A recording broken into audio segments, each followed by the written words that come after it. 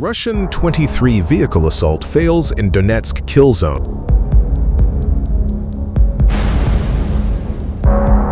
Ukrainian forces destroyed 18 armored vehicles in under 3 hours as Russian forces drove into a deadly Ukrainian ambush southwest of Kostiantynivka. After facing repeated humiliating setbacks at Pokrovsk, the Russian command redirected their offensive toward Kostiantynivka as they collided with the Ukrainian defense line.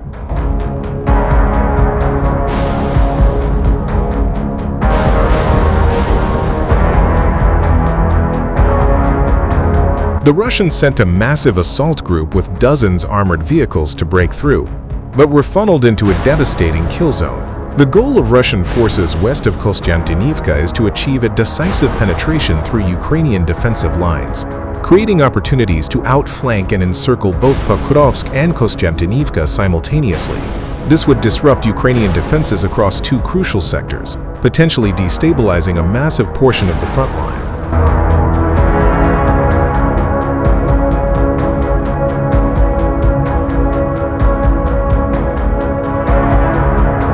Following a relatively rapid Russian advance in this area last month, Ukrainian forces swiftly redeployed elite units to stall further gains, successfully buying time for reserves to reinforce secondary defense lines. Despite incremental Russian progress since the initial breakthrough, Ukrainian defenders succeeded in slowing down enemy momentum, preventing the frontline collapse that Russia urgently sought.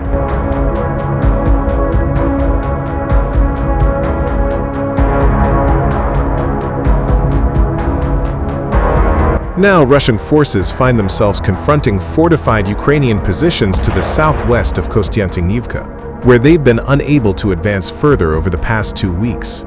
The Russians currently hold one significant advantage: the establishment of a bridgehead across the important Bychok River. This allows them to transfer larger numbers of troops and equipment across the water barrier, increasing their offensive potential and the intensity of their attacks.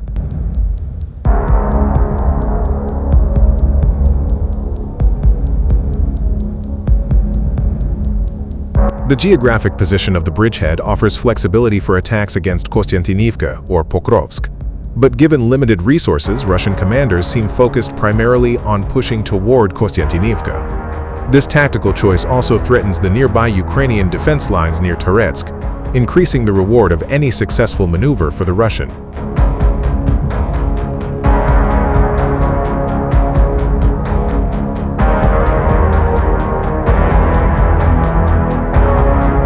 However, Ukrainian defenses around Kostiantynivka are robust and carefully designed, significantly shaping Ukrainian tactics and granting a decisive defensive advantage. Elaborate anti-tank ditches and natural terrain features effectively funnel Russian forces along the heavily fortified Pokrovsk-Kostiantynivka highway. Ukrainian engineers have constructed a sophisticated network of layered fortifications along this critical road, establishing a formidable defense in depth.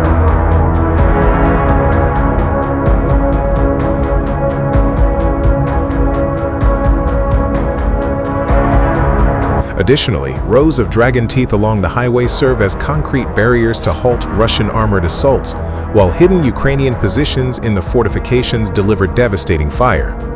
Ukrainian artillery and drone operators wait in concealed positions, ready to unleash intense fire on enemy formations entering these well-prepared kill zones.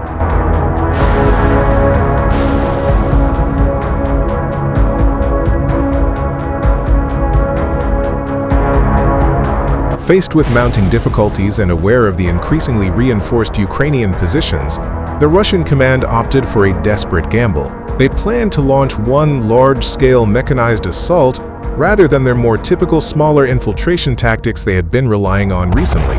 Hoping to surprise and overwhelm Ukrainian defenders, the Russians dispatched one of the largest mechanized columns seen in this sector for months, consisting of at least 23 armored vehicles and over a dozen motorcycles.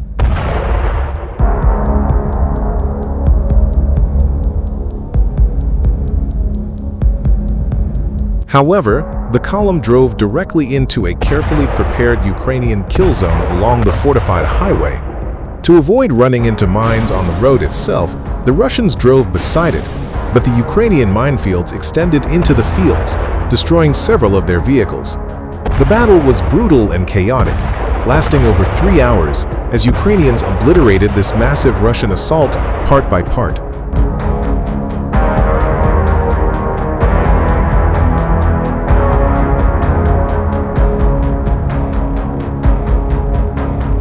Ukrainian FPV drone operators and artillery systematically dismantled the Russian formation as it struggled to advance due to the obstacles. The engineer vehicle destined to clear a path through the dragon's teeth was destroyed, as were the soldiers on motorcycles that could have blown a path through them with explosives, causing the Russian armor to bunch up and be devastated by artillery.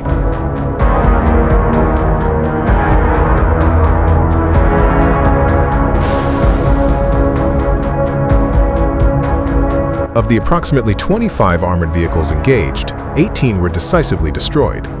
Some of them detonated on carefully placed anti-tank mines.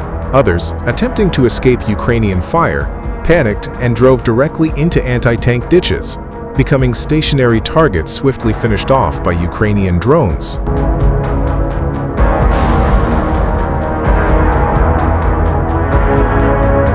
Nearly 200 Russian troops were killed in the failed assault, underscoring the catastrophic nature of failing an attempted breakthrough.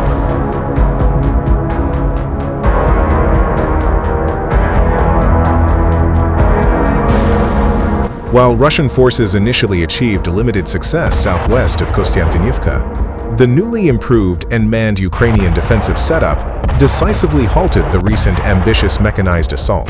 The scale of losses incurred in this latest attack represents another severe setback for Russian commanders, reflecting both poor operational planning and underestimation of Ukrainian preparations.